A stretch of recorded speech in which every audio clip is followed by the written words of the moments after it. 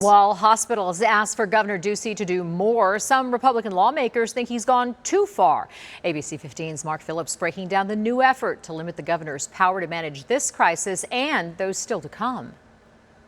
When the pandemic hit, Governor Ducey, like most of the nation's governors, took extraordinary steps, closing schools and businesses, implementing strict health guidelines, all in the name of fighting COVID-19. In Arizona, the state of emergency is still in effect, as are most of the governor's executive orders. We're looking at you guys as an example. On Friday, a joint House-Senate committee looking into ways to limit the governor's executive powers heard testimony from State Senator Kim Ward, the architect of Pennsylvania's legislation to do the same thing. The public wants to have input. That's us. We are closest to the people. That's us. In Pennsylvania, voters are expected to decide in May whether to change the state's constitution and restrict the length of a state of emergency to just 21 days. Then it would only take a simple majority of the General Assembly to decide whether to extend it or to cut it off altogether. We're not saying that we're going to end the state of emergency. We're saying